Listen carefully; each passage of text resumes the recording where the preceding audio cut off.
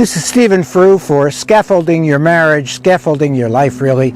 I'm an old guy and I've been around a long time. I've heard a lot of music and I like music. There was a song by Frank Sinatra. Back, if you've ever heard of Frank Sinatra, he was a big deal in the 60s and 70s and 80s. Anyway, he sang a song that went something like Another Bride, Another June, another sunny honeymoon, another season, another reason for making whoopee. A lot of shoes, a lot of rice, the groom is nervous, he answers twice. It's really thrilling, this cat's so willing to make whoopee.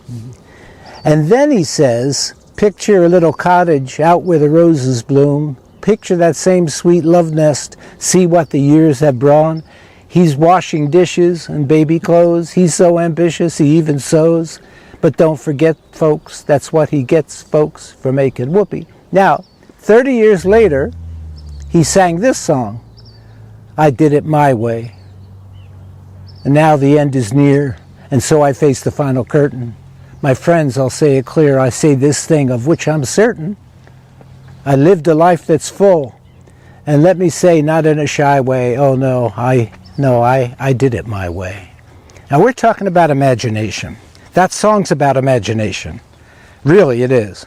Because the young man, washing dishes and baby clothes, he's so ambitious he even sews. He's in the hormone cocktail. He's in the initial phases of what we call falling in love. In the scaffolding model, we call that love's origin. Everything is kind of cooking around the hormone cocktail and the newness and our vision to be with each other and what we get, how much we like the way that person looks or talks or laughs. It's all wonderful. That's love's origin, and there's a cosmic energy to that. In other words, it's like the Big Bang. That something happened between two people and you came together and you said, wow, wow, I've never met anybody like you. Wow, I love the way you kiss. I love the way you hold my hand when we cross the street. I love the way you listen to my jokes and laugh even when they're corny. We love each other, enjoy each other. That is immediately followed with every single one of us by a phase we're going to call the elementary phase. It is establishing our kingdom. It is finding a nest. It is filling the nest with furniture and things and art and whatever. It is our career phase. It is our community connection. It is being part of our extended family. There's all kinds of things to that elementary phase. Some of us even agree to have children. And that's really clear in this model. If you have children, then you're going from love's origin, you're using the energy in love's origin to establishing your kingdom, to establishing a way of living together on this planet for however long you have, and using the energy of love's origin, but also using the energy of that all of us have within us, we call roommates. That is, how are we to get along? What do we need to do? How much money do we need to spend? How much money do we need to save? All of those issues, common sense issues, are in the elementary phase. And that goes on, you could say, you could argue, of course this isn't scientific, don't misunderstand me, but you could say that goes on for the first 10 to 15 years. The children become adolescents. If you use that model, think of it that way, even if you don't have children. The children become adolescents as you yourself become an adolescent. What? Well, yeah, you come into midlife. You know, menopause isn't some disease. It's a transitional phase for a woman that's profound. And it's also profound for the man she's with. So what happens there is that change is coming.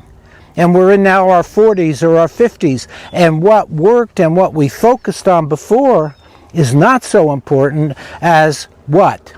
The questions we have. What am I going to do with the rest of my life? Is this the right person for me? What about this job? What about this career? Do I like where we live? Do I like this part of the country? Do I like the weather and the climate here? What am I doing about my aging parents? Or brother, I haven't had a relationship in the last 10 years and I've been missing that and talking to a therapist about it. What am I going to do about my relationships if I'm a woman with men that I like, with men friends? Am I okay with going with that, or should I drop back from that? And he says, what do I do about the relationship with women that I know? that I don't have a very much of a relationship with, and I'm anxious around them, and I'd like to have more richness in my life. Okay, so we call that second phase, the first phase elementary, we call that second phase transitional. It is filled with questions. Questions about who you are, what you are, why you are, where you are, those kinds of questions. Those are self-definition questions. And they're beautiful questions if you can welcome them. The problem is, we're going to go to another video in a minute, the problem is what we tend to do is look at the difficulty of the questions and project that onto our partner. I am not happy in this job because you've never supported me. I am not happy in this marriage because my receptionist at work is beautiful and she laughs at my jokes. I am not happy in this marriage because when you come home you never really relate to me, you just go right in and turn on the television. We use it to attack and diagnose and cut up and dissect.